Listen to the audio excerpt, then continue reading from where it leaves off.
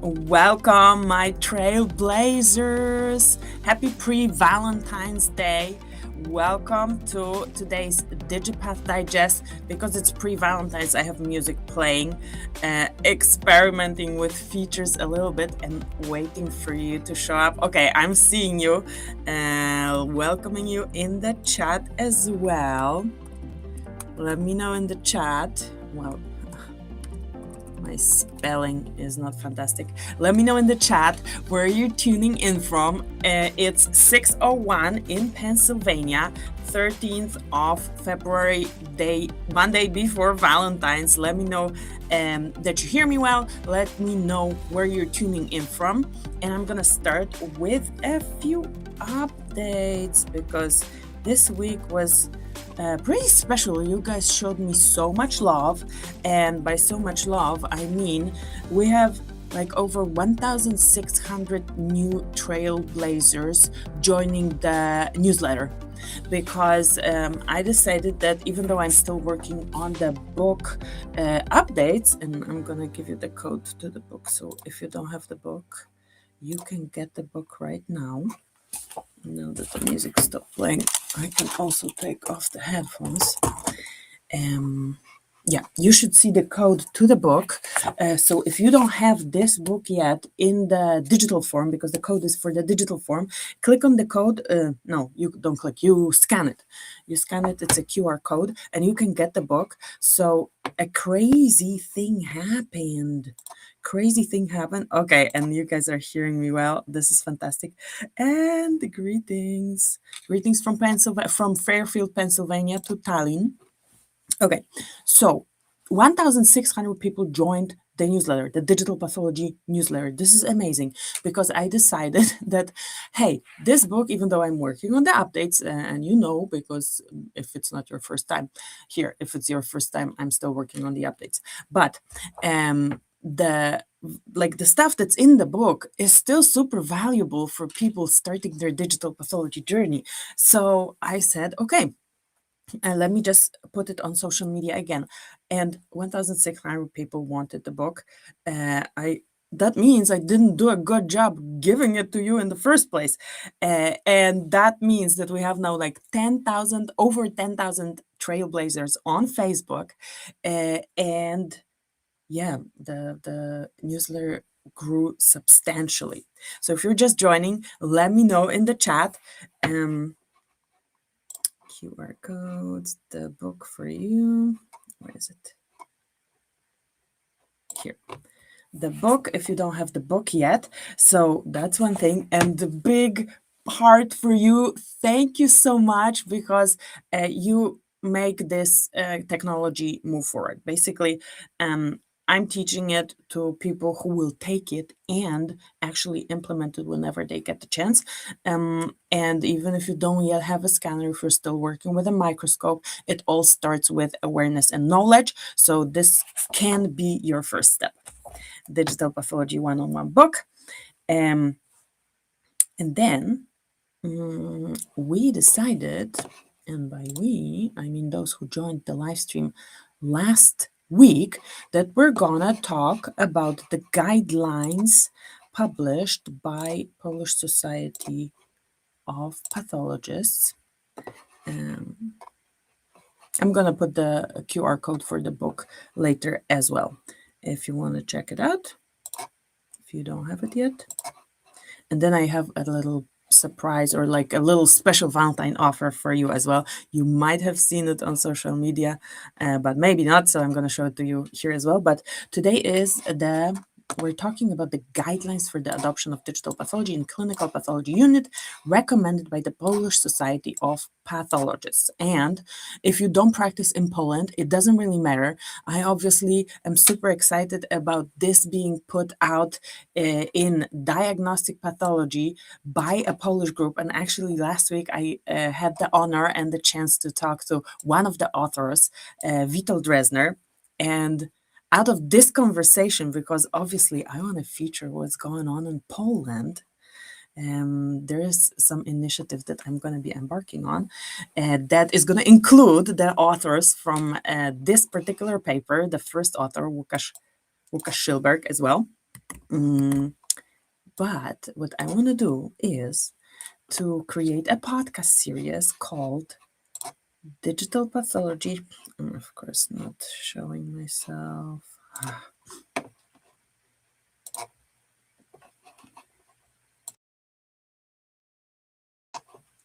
I want to create this new podcast series where I show the trailblazers from each country, and I probably will start with my country of origin, and then I'm gonna invite some people from my country of residence. Right now, the U.S. But what I'm gonna do, I'm gonna prepare a kind of structured format because I want to show what's happening in the world, right? We get publications not from all over the world, but I do want to show what's around the world. So let me know what you think about this idea. Do you want pathology around digital pathology around the world, or you say, meh, not really? I'd rather do more papers. You let me know in the chat what you would like more of. And we're gonna go back to our publication. And actually, I prepared a presentation for you. I used Notebook LM. Notebook LM is my new best friend from AI Tools, especially for paper summarization, paper querying, and all these different things. It's optimized for academic work, so I use it a lot. And I thought I'm going to use it for this presentation as well. If you're just joining, welcome. And let me know if you want digital pathology around the world as a podcast series. And if you know some people, send them this episode where I'm talking about this. And soon enough, there's going to be a framework and like an intake form. But without further ado, let's go into operational. Oh, shoot. Sorry. Why does it not draw nicely? Okay, doesn't matter. Operationalizing digital pathology, a practical implementation guide, technical standards, validation protocols, and workflow integration based on the 2026 Polish Society of Pathologists guidelines, which is fantastic because we are now just at the beginning of 2026 and we have these guidelines. Schilberg et al. In Diagnostic Pathology, presentation created with the help of Notebook LM. I highly recommend. Also, if you would like a tutorial how to make these presentation with Notebook LM, which is going to be like maybe 5-minute tutorial, let me know in the comments that you'd like the tutorial. And in these guidelines, we have the 4 pillars of adoption. Because transitioning from whole slide imaging requires satisfying strict technical and procedural criteria to ensure diagnostic non-inferiority. And we're going to talk about this non-inferiority in kind of like philosophical validation terms. But these 4 pillars are hardware fidelity, data integrity, clinical validation, and future integration. We're going to dive into each one of them. But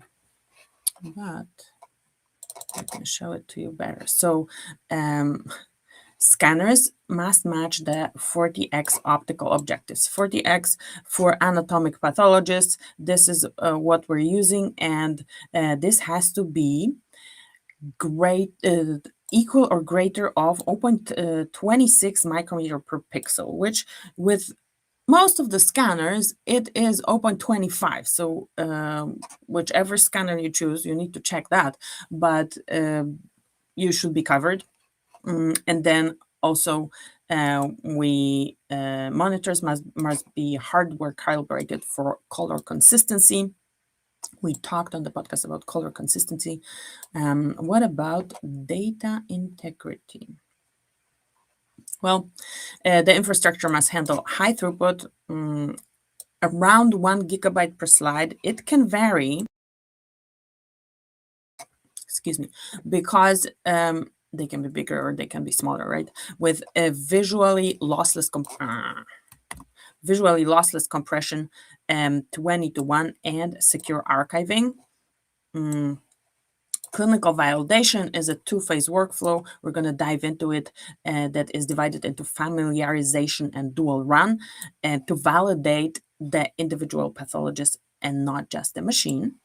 And the leveraging the digital medium for AI-assisted quantification. Basically, this is like the superpower of digital pathology, and we're going to see tests that are based on digital quantification of markers that actually cannot be quantified by a pathologist visually. It can be confirmed, but not really quantified. And I'm talking about the TROP2 that AstraZeneca was working on and is still working on and is currently available for research use.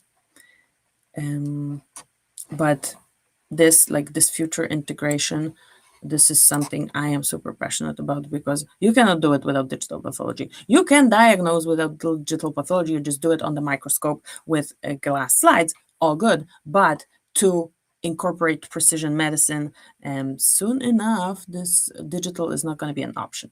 So let's talk about the scanner. Resolution over, less than. It has to be more detailed than 0.25 micron per pixel, less or equal to. This is critical for diagnostic fidelity, and we would like at least 200 to 300 slides per day per device. This is going to depend on the lab, because you may need more, you can need less. Maybe if you're only supplementing your workflow with digital, then you can have a less high throughput scanner. But if you're using it for like your general diagnostic work, this is what they suggest. And focus control should be automated with dynamic refocusing or Z-stack, automated for optimal workflow, because if it can automatically focus, then you don't have to do it manually. But in case it doesn't focus well, you need to have the option to do it manually as well. In mapping, full slide capture, excluding label to prevent missed tissue. So it goes, it doesn't go. The slide goes into the scanner usually, and there is tissue recognition, so everything is scanned. I love this. This is Notebook LM version of a scanner, but actually it doesn't look so far from reality. Yeah. Anyway, but it looks, the scanner basically is a microscope in a box that scans slides automatically. And we have people from Maryland, Silver Spring, fantastic. Thank you for joining. It's early for you, I know. I appreciate all those who wake up early or stay up late. So yeah, let's just smile at the scanner. Everybody chooses their own scanner, but basically when you choose your scanner, you look, okay, this was at these parameters, at the resolution, throughput, focus control, mapping. And for their workflow requirement is priority queuing features should be mandatory for handling urgent and intraoperative cases within batch workflows. So it means that you need to have an option to put in a priority case. It can be, so that's a workflow requirement, right? It's not a scanner requirement. If you use a different scanner somehow integrated, you can do that. But it needs to be possible. Now, output specifications. The diagnostic station. Let's see if I capture everything. I wish it would go like full screen. Okay, that's the closest to full screen. The diagnostic station. The diagnostic station is your monitor and on your computer, right? And you're going to be staring at it for a long time. So it has to be good for diagnostics and good for you as well, so that you can do good diagnostics, or your pathologist can do good diagnostics. So the resolution, 4K Ultra HD preferred. And I think it can be a little bit less than that, but that's what they say in the guidelines. 4K is good. Luminescence over 300 candelas per meter squared. Contrast 1000 to 1. hardware-based calibration, 10-bit color depth. So they require calibration of monitors. And again, I will send you back to this podcast episode that we had with Tom Kimpe and Monica Lambasaini. They talked extensively about color from the engineering standpoint and from the diagnostic pathologist standpoint. And they go deep into why color is important and why actually you should calibrate. So we also have specifications for the computers, which is fantastic because I was recently submitting a publication about our validation, and by our I mean Charles River Laboratories validation of our system for primary read. And what they were, and I was focusing on this pathology component where like about our philosophy about the non-inferiority, and the reviewers came back like, why are you not talking about specs? And sure enough, I had to put the specs back in. So if we look at this, we have specifications for CPU i7, Ryzen 7 or better, GPU dedicated over 8 GBV RAM, essential for smooth panning. So let me do some panning and see how smooth is our PDF. Can I do that? No, I cannot do that. Let me check. No. I wanted to do a dramatic demonstration of smooth panning. But you can look at my videos. I recently published new histology videos, so I know this was useful for pathology residents who needed a histology refresher. So there I am panning with all force. So I guess my computer has enough GPU power to do smooth panning. What about data architecture and archiving? And if you have any questions, let me know. Also, I will give you the link to the full paper. And if you want this presentation, let me know a presentation because I can give it to you. It's a PDF. I can just send it per email or upload maybe to LinkedIn, just like as a carousel so that everybody gets access. So comment presentation if you want the presentation. And data architecture and archiving. Data stack that we are working with is daily intake. For example, 30 slides per day. That's 300 slides per day, 300 gigabytes. And these are just examples, right? It's going to vary depending on the institution. And we are taking this 1 gigabyte per slide as also an example. It can be less, it can be more, but let's say that was like the average that they had. So 1 slide, 1 gigabyte. Then we have, so this is daily, this is every day, right? Then we have active archive. 6 months to 2 years, right? Why 2 years? That's what they cite in the guidelines, that you should keep these digital images for. And it's going to differ by country. It's going to differ maybe by state, by regulation. But because you need to keep glass, also the like longer period legally required is going to be applying to glass, whereas the digital is going to be probably the shorter period for at least the active archive, right, where you have to and I see you guys do want a presentation, so and my upcoming publication talks about GLP certification for your system. Yes, GLP validation for primary read of toxicologic pathology evaluation for drug development. And I mean, I submitted the revisions, so I don't know yet when it's going to be out, but you know what? When it's going to be out, I'm going to put it in our DigiPath Digest because, hello, why should I not put my publication and my colleagues' publication if it's about digital pathology? It totally fits. So here, active archive up to 2 years, and then long-term reference.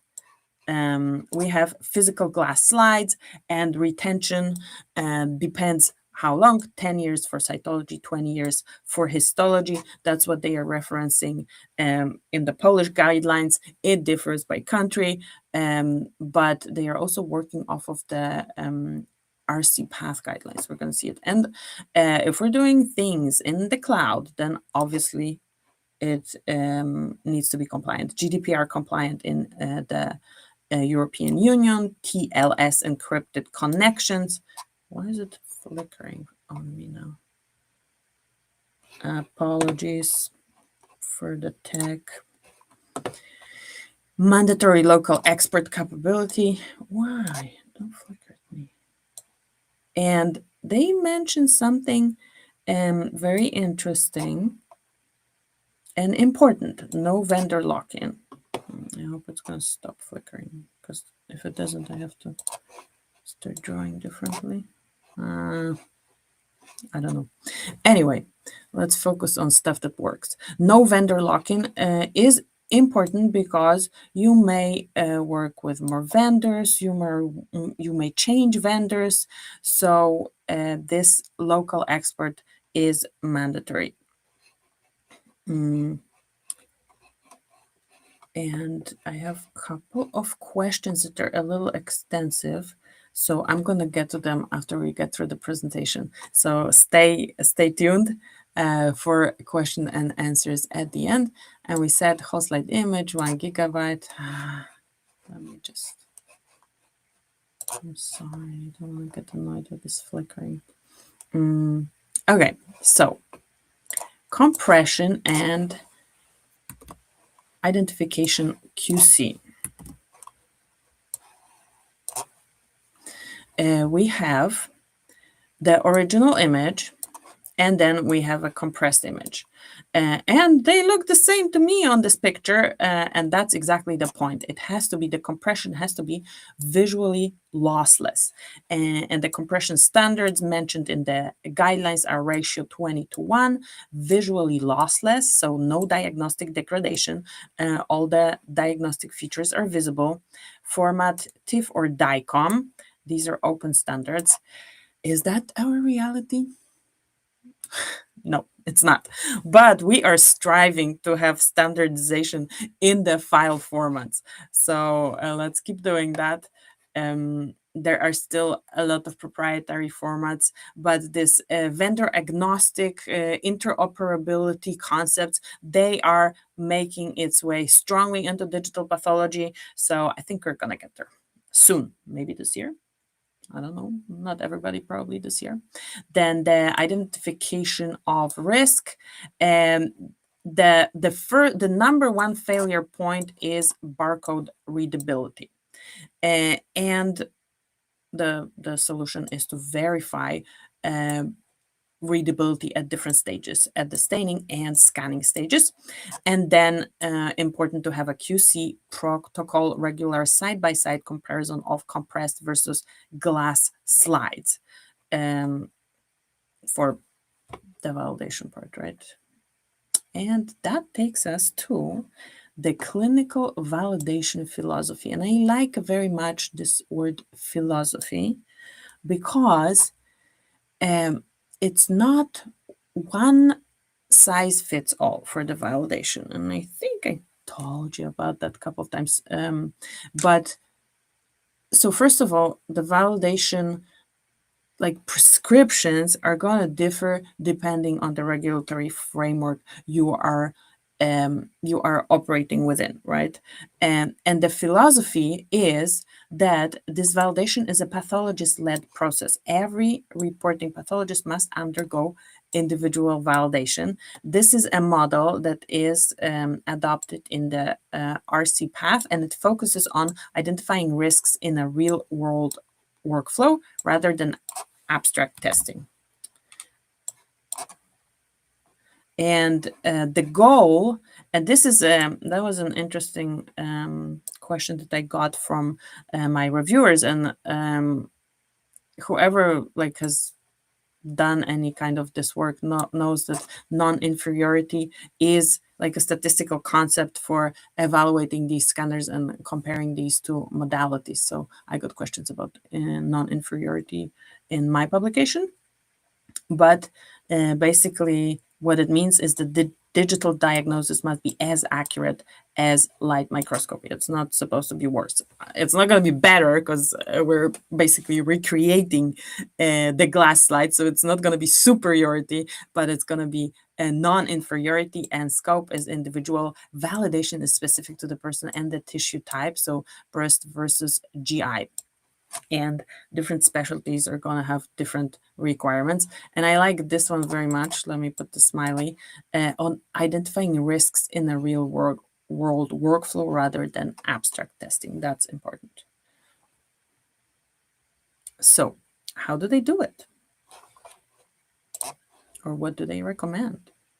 They recommend phase 1, which is familiarization and retrospective review, the sandbox phase. So they select a data set, in this case 20 archived cases, a mix of small biopsies, resections, stains, H&E, IHC. You can do special stains, difficult features, dysplasia, mitosis. And this is like an across the board concept philosophy. Basically, you want to see on digital what you see on glass, right? And like these difficult features, the concept of difficult features or critical features may be different per specialty. So for example, my specialty ToxPath is going to have a specific list that was published, and also we surveyed our pathologists at work. What do they think is difficult?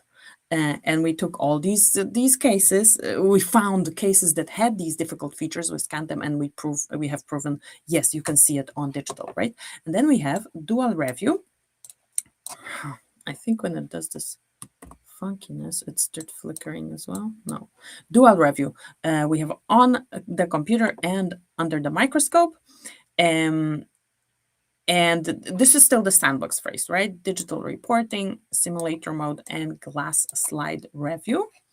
Yeah, it starts flickering when I annotate too much.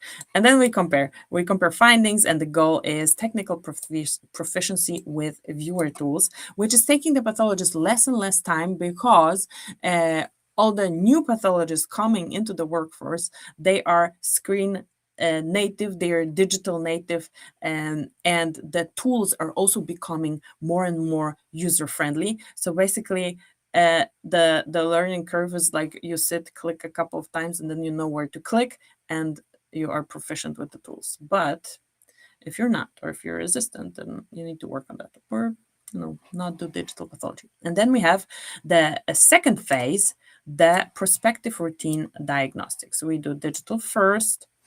Pathologist formulates diagnosis on the computer screen and signs out.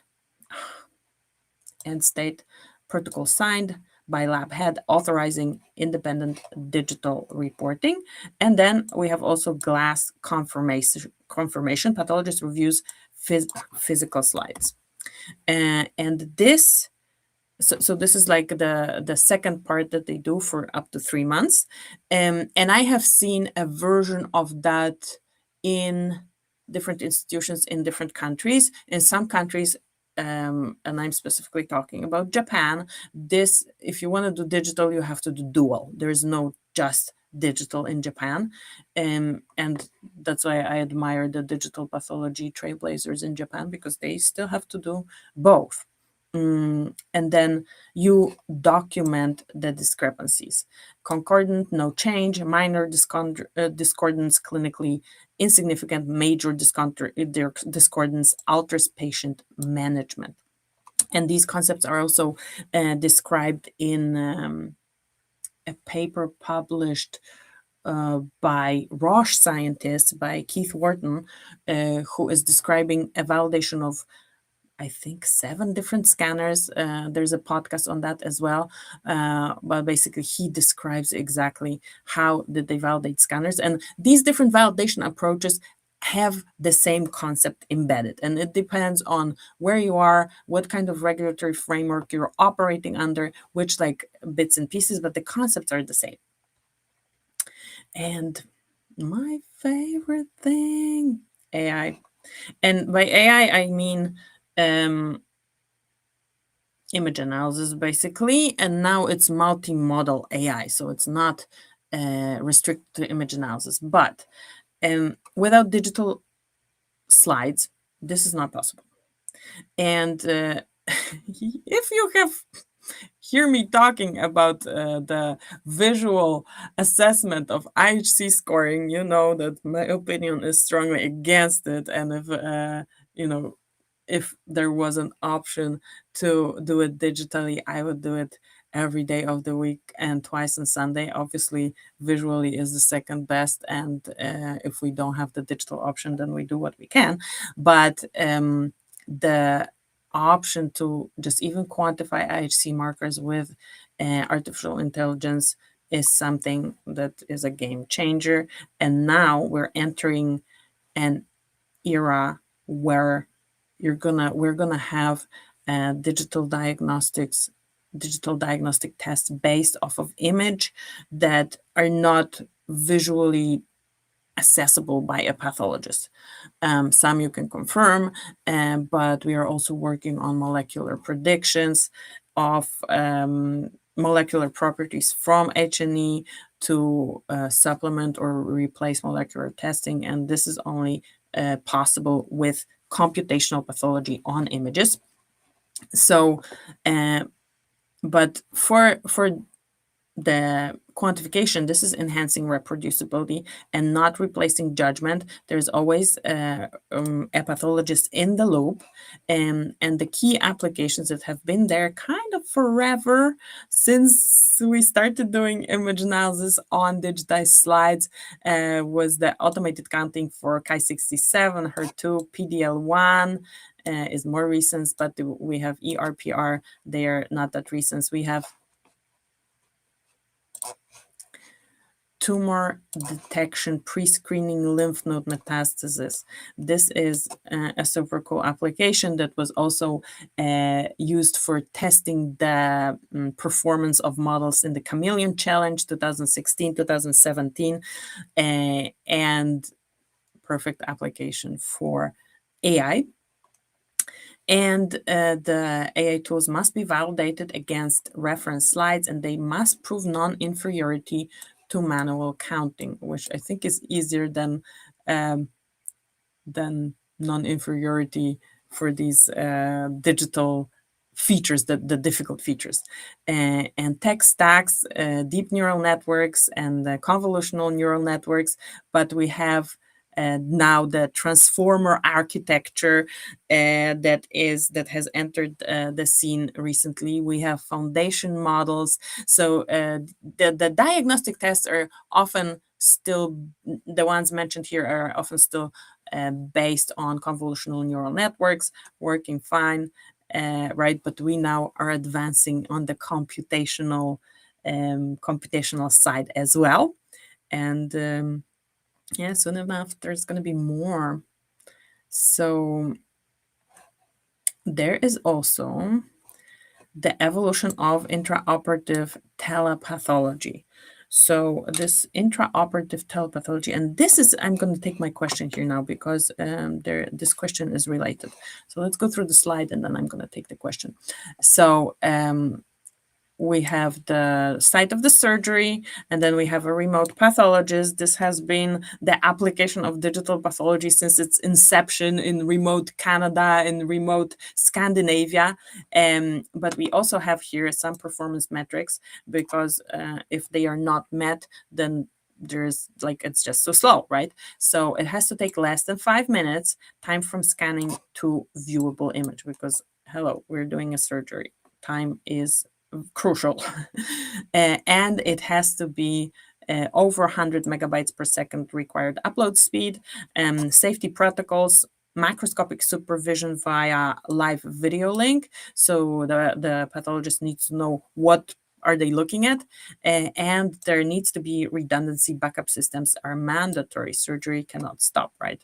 So we cannot go and take another piece of this tissue, or call me in half an hour. No. So now the question. Let's do the question. In my opinion, is it possible one day to replace scanners with a special digital camera microscope, which is less expensive and simpler to use? So replace scanners. What I'm seeing is that you have different technologies in parallel all the time, kind of always.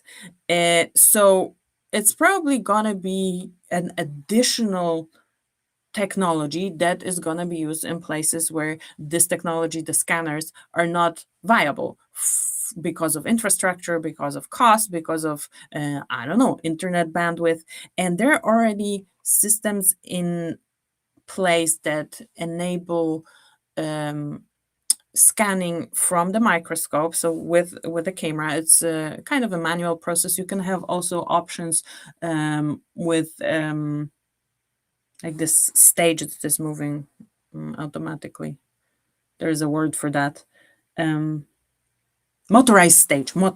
I was looking for that one. Motorized stage. There's also an option to apply algorithms, digital pathology algorithms, on images. So there are workflows where the pathologist is doing the diagnostics on glass slides, but there is a microscope, there is a camera, and you can take an image, and this image can be analyzed with an algorithm, and the Chi-67 can be counted. So it's like a hybrid workflow. And there are also technologies being developed for scanning, creating digital images directly from tissue without making glass slides. So there are different things happening and different hybrid workflows. So scanner is one way of creating these digital images. Digital camera is another one. Smartphone is another one, right? The question is always, okay, how do we stay compliant? How do we stay how do we stay non-inferior? And then second, how do we stay compliant? But yes, like start digging, looking at the podcast, looking at publications. I have people talking about alternative options that are more economical or optimized for different setups. So the answer is yes. The short answer is yes, there are options. And we also have a checklist. Infrastructure, certified scanners, it can be CE, IVD in Europe, FDA cleared. But there is an option to have digital pathology as a lab developed test as well, right? But regardless, if it's going to be a cleared device, if it's going to be a CLIA framework for LDTs, you need to have certain specifications, and the resolution needs to be enough. It has to be 0.26 microns per pixel or higher. Monitors need to be calibrated. Storage needs to be scaled. Validations. So in this particular models, pathologists complete phase 1, then pathologists complete phase 2, where they do the dual run, and then you review the discrepancy protocols. And if you reached a certain level of non-discrepancies, which like most of them over 90, I don't know, definitely over 90, but I don't know if over 95, then you're good to go. And the QC procedure is active, visual versus compresses checks, barcode readability verified at all stages. So this risk assessment is also an approach being taken in the GLP validation that we did. You basically identify risks and figure out how can we mitigate them. And if you are looking at you want to look at the full publication, it's guidelines for the adoption of digital pathology in clinical pathology units recommended by the Polish Society of Pathologists, Diagnostic Pathology. And they say digital pathology is not merely a change of medium, but a shift toward greater precision, efficiency, and integration in modern healthcare, which I truly believe this is the case. And if you're looking for what the specs should be, how you should do it, this is a cool publication that you can use, very recent. If you would like this presentation, let me know in the chat. If you're here live, let me know presentation in the chat. Just comment on whichever platform you are viewing. I And now it's time for the gift. The gift, well, this is not a gift. This is an offer that I'm going to be showing. Let's do the gift first, which is the book. The book is a gift for you because the PDF is entirely free. The paper version is available on Amazon, so if you want to, highlight and have the physical copy, totally available on Amazon. But if you want a searchable PDF at no cost, other than me sending you emails, that is the cost, then you can scan the code now. And the thing that I prepared for you today is audio bundle. It's an audio bundle also created by Notebook LM of the 7-part AI in Pathology series published by Rashidi et al. In Modern Pathology. So I also have this Pathology AI makeover course. I'm putting both of these codes in the on the screen right now. In the corner, you're going to see the course. So the course is also based on these publications, but it's long. It's good. It's like you're gonna learn really well. But I realized that not everybody has the bandwidth to go through like a 5-hour course, and or I don't know, it's probably longer even. But they would still like to learn the concept. So what I did, I created the audio bundle AI powered audio bundle where you can listen to all these to not the publications, because there's another tool I use for that. I'm going to tell you about that, for like basically listening to publications as I do other stuff. But these are podcasts created by Notebook LM that are based on these publications with a specific prompt that like tells Notebook LM who is listening to this podcast. So I described you precisely. So if you want to get the information from that pathology AI in Pathology audio bundle in under 2 hours, that you can it's pretty like in an entertaining fashion, pretty like well explained without dumbing it down. This is your resource. It's a $19 resource. By the way, have you seen the new Trailblazer mug? Some Trailblazers already have it. And there's going to be more of that, because I did publish this on social media already, and a few of you got the bundle. So I am looking forward to your opinions. Let me know what you think, because what's happening, we have these live streams, right? And usually we are discussing abstracts. So we have like 5 abstracts per live stream, and we just look at the abstract and we think, okay, fantastic. It's a good paper. Should I read it? Yes, definitely I should read it. Do I ever freaking read it? No. Because life happens and you have to do stuff. So, but kind of like the success in a discipline like that is very fast moving, depends on us reading these papers. So this is my shortcut. It doesn't replace the reading, but my shortcut to learning a bit more than what we do in the abstracts in DigiPath Digest. DigiPath Digest stays, and we're going to keep meeting every Friday, almost every Friday. But I am going to be creating these AI powered podcasts from different publications.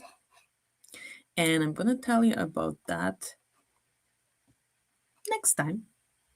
For today, that's it. If this AI in Pathology audio bundle is useful, let me know. I listened through it all, and it was very useful to me as a refresher. Even though we read all the publications on DigiPath Digest, they are included in the Pathology AI Makeover course. So I already knew it. When I listened to this, I got a cool refresher to basically stay on top of things. Next week, we're just going back to our normal DigiPath Digest, and I'm gonna be announcing some new plans. Let me know if you want this presentation that we had today. Let me know if you're interested in the digital pathology around the world podcast series, and I talk to you in the next episode.